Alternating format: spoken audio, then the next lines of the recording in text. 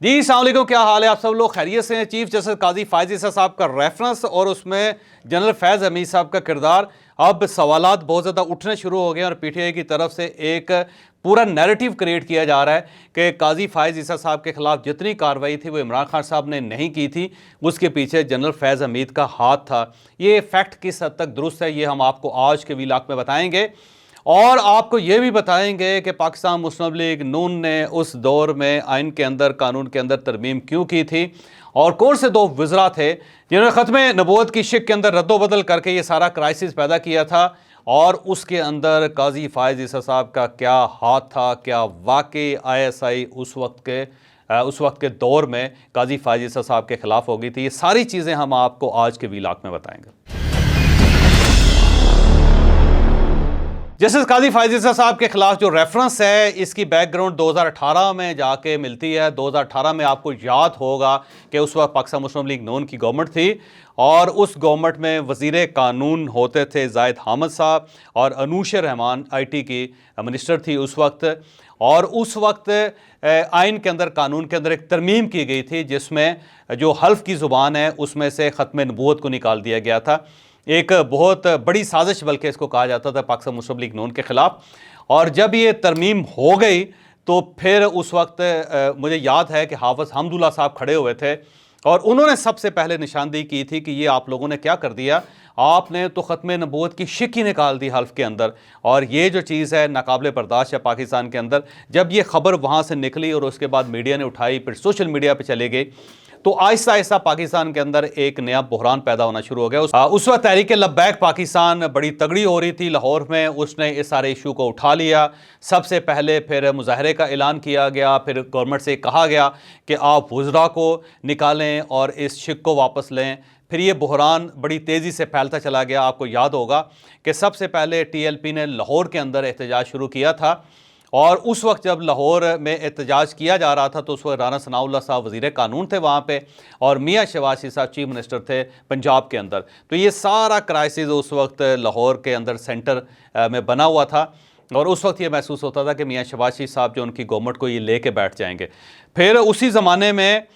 जब निगोशिएशन शुरू की राना सनाउल्लाह साहब ने उनके साथ, TLP के साथ, उन्होंने कहा कि देखें ये क्राइसिस वफाक के अंदर पैदा किया गया, इसमें पंजाब का कोई लेना देना नहीं है और हमारा मशवरा ये है कि आपने जो कुछ करना है इस्लामाबाद में जाके करें। उन्होंने इस सारे क्राइसिस को डाइवर्ट कर दिया था इस्लामाबाद की तरफ और फिर TLP के लोग वहाँ से यहाँ पहुँचे। फिर फैज़ाबाद के अंदर उन्होंने धरना देना शुरू कर दिया और उसमें बड़ी हीट थी इस्लामाबाद के अंदर। ना कोई इस्लामाबाद के अंदर दाखिल हो रहा था, ना कोई इस्लामाबाद से बाहर जा रहा था। फैज़ाबाद के अंदर वहाँ पे धरना था, वहाँ पे खैमे लगे हुए थे, वहाँ पे लाइव कवरेज चल रही थी। बहुत ज़्यादा खौफनाक क्राइसिस पैदा हो गया था। शायद खाकान अब्बासी साहब उस पर प्राइम मिनिस्टर थे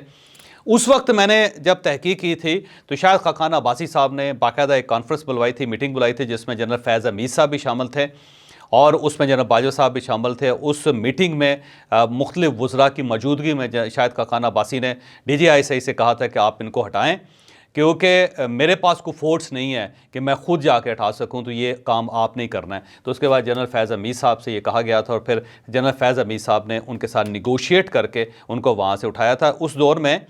मियाँ शहबाज शरीफ साहब जनरल बाजवा से मिलने के लिए इस्लामाबाद भी आए थे और उन्होंने भी जनरल बाजवा से मदद की अपील की थी, जिसमें जनरल बाजवा साहब ने उनसे कहा था कि देखें ये गलत आप लोगों ने काम कर दिया है, जिसको अनडू करने का तरीका यही है कि जो मिनिस्टरों को वो कह रहे हैं 2 मिनिस्टरों को आप निकाल दें और उनके ख़िलाफ़ आप कोई तहकीकाती कमेटी बना लें ताकि ये इशू डिफ्यूज़ हो और उसके बाद ये लोग उठ सकेंगे, वैसे नहीं जाएंगे। तो फिर अनूशा रहमान और जाहिद हामिद साहब को निकाल दिया गया था कैबिनेट से और बल्कि उससे पहले मुझे याद है कि मियाँ शहबाज शरीफ साहब जनरल बाजवा से मुलाकात करने के बाद लाहौर गए थे और वहाँ पे उन्होंने तकरीर करते हुए कहा था कि इन दोनों वज़ीरों को वजारत से खारिज कर देना चाहिए, कैबिनेट से निकाल देना चाहिए और उसके बाद फिर दोनों वज़ीरों को निकाल दिया गया था। बल्कि बाद राजा ज़फ़रुल हक जैसे सीजन्ड पॉलिटिशियन, बुज़ुर्ग पॉलिटिशियन को ये जिम्मेदारी दी थी कि वो इस सारे मामले की तहकीक करें और उन्होंने तहकीक करने के बाद जो रिपोर्ट दी थी वो रिपोर्ट बाहर नहीं निकली। लेकिन उस दौर में राजा साहब ने मुझे खुद बताया था कि मैंने डिग करके अंदाज़ा लगाया कि ये दोनों वज़ीर जो इन्वॉल्व हैं और इन्होंने जानबूझ के ख़त्म नबूवत की शिक जो थी वो हल्फ से निकाली थी, जिसका खमियाजा हम सबको भुगतना पड़ा। बल्कि वो बड़ी एक लंबी चौड़ी साजिश बताते हैं जो ज़ाहिर है मैं सरदस्त नहीं बता सकता और अच्छा भी नहीं लगता। लेकिन उसका नुकसान ये हुआ कि नूशा रहमान को आज भी पार्टी किसी जगह पे प्रेजेंट नहीं करने देती। आपने देखा होगा कि वो हमेशा बैक बेंचर के तौर पर रहती हैं। कोई मीटिंग भी हो रही हो तो उसमें अनुशा रहमान की तस्वीर रिलीज़ नहीं की जाती, क्योंकि नून लीग को आज भी ख़तरा है कि जब अनुशा रहमान को लोग देखेंगे या जाहिद हामिद साहब को देखेंगे तो उसके बाद पार्टी के ऊपर हरफ आएगा, पार्टी के ऊपर सवाल उठाए जाएंगे। तो वो ये सारा मामला था। उसके बाद फिर जस्टिस काजी फ़ायज़ ईसा साहब और जस्टिस मशीर आलम का 2 रुकनी बेंच बना था और उसमें हेयरिंग हुई थी और रोज़ाना की बुनियाद पर हेयरिंग चल रही थी। बहुत ज़्यादा उस वक्त टेलीविज़न स्क्रीनों के ऊपर ख़बर गर्दिश करती थी। फिर मुझे याद है कि 22 नवंबर 2018 को ये फ़ैसला हुआ, फिर इस फैसले को महफूज कर लिया गया। फिर 7 फरवरी 2019 को ये फैसला रिलीज़ किया गया और उसमें डेफिनेटली उन्होंने एजेंसीज़ का जिक्र भी किया था, ISI का भी जिक्र किया था, TLP का जिक्र भी किया था, गवर्नमेंट को भी लताड़ा था और उसमें काजी फ़ायज़ ईसा साहब ने कहा था कि जो जो लोग जिम्मेदार हैं उन सबको सज़ा होनी चाहिए। लेकिन वो फैसला आज भी पड़ा हुआ है सुप्रीम कोर्ट ऑफ पाकिस्तान की वेबसाइट पर। लेकिन उस फैसले में किसी शख्स को मुर्द इल्ज़ाम नहीं ठहराया गया था कि इसको सर्विस से निकाल दें या इसके ख़िलाफ़ कोई कार्रवाई होनी चाहिए या इसको सज़ा मिलनी चाहिए। एक ऐसा फ़ैसला था जिसमें यह कहा गया था कि जो ज़िम्मेदार हैं उन सब के ख़िलाफ़ कार्रवाई होनी चाहिए, लेकिन ज़िम्मेदारी किसी के कंधे पर डाली नहीं गई थी। फिर उसके बाद जस्टिस काजी फ़ायज़ ईसा साहब के ख़िलाफ़ एक रेफरेंस शुरू हो गया, उसकी कार्रवाई शुरू हो गई। यहाँ पर एक जो दिलचस्प बात है जो मैं आपको बताता चलूँ, वो बात यह है कि जो जनरल फैज़ हमीद साहब हैं उनका ट्रांसफ़र हो गया था इस सारे इशू के बाद और वो एडजुटेंट जनरल बन गए थे, वो GH को चले गए थे और वो उनका ताल्लुक़ फिर ISI के साथ नहीं रहा था। और अगर आप इस सारे मामले को ज़रा गौर से देखें तो जस्टिस काजी फ़ायज़ ईसा साहब के ख़िलाफ़ जो रेफरेंस था वो 20 मई 2019 को बना था और उस पर सदर साहब ने इस रेफरेंस को बना के सुप्रीम कोर्ट ऑफ पाकिस्तान को भिजवाया था और 20 मई को जब रेफरेंस हुआ तो 23 मई 2019 को इसके ऊपर कार्रवाई शुरू हो गई थी। फौरी तौर पर सुप्रीम कोर्ट ऑफ पाकिस्तान ने कार्रवाई शुरू कर दी थी। उस दौर में मैं, क्योंकि पिछली वीडियो में भी आपको बता चुका हूँ कि उस दौर में जनरल बाजवा साहब ने हल्फ उठाया था कि हमारा इसके अंदर कोई लेना देना नहीं,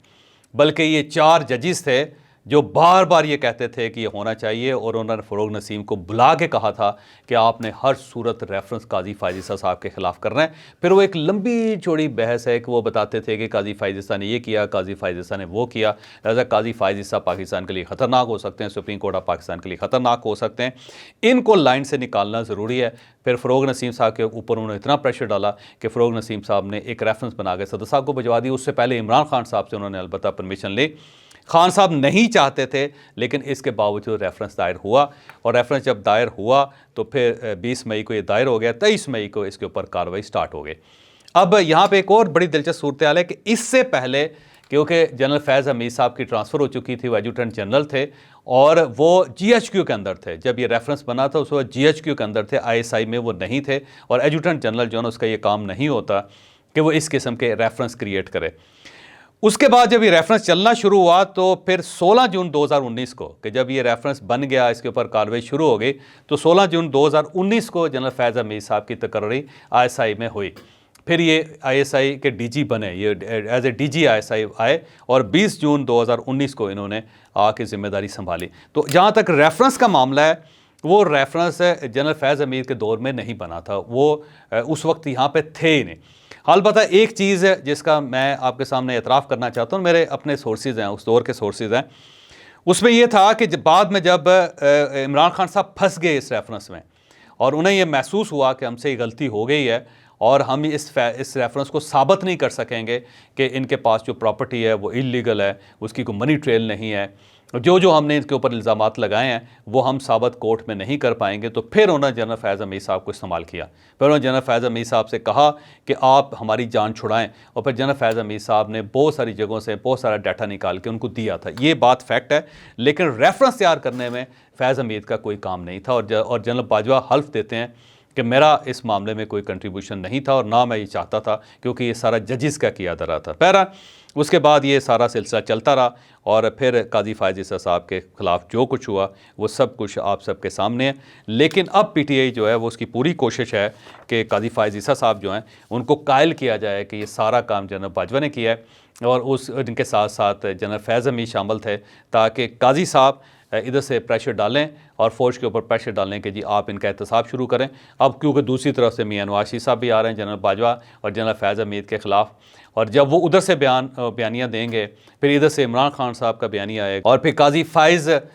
ईसा साहब को जब ये यकीन हो जाएगा कि मेरे ख़िलाफ़ जो साजिश थी वो फ़ौज के क्वार्टर से हुई थी, तो फिर PTI का ख्याल ये है कि चीफ़ जस्टिस ऑफ पाकिस्तान को ऐसी मिसाल बना देंगे जनरल फैज़ हमीद को या जनरल बाजवा को कि जिससे हमारे सीनों में ठंड पड़ जाएगी। तो एक बयानिया उधर से क्रिएट हो रहा है, लेकिन अब देखना ये है कि क्या वाकई जस्टिस काजी फ़ाइज़ ईसा साहब इस बयानिए को बाय करते हैं या नहीं करते। मेरा ख्याल है ये नहीं करेंगे, क्योंकि इनको पता है कि कौन कौन से जजेस थे जो इनके ख़िलाफ़ थे और जो ये चाहते थे कि काजी फ़ाइज़ ईसा साहब चीफ़ जस्टिस ऑफ पाकिस्तान की लाइन से बाहर निकल जाएं।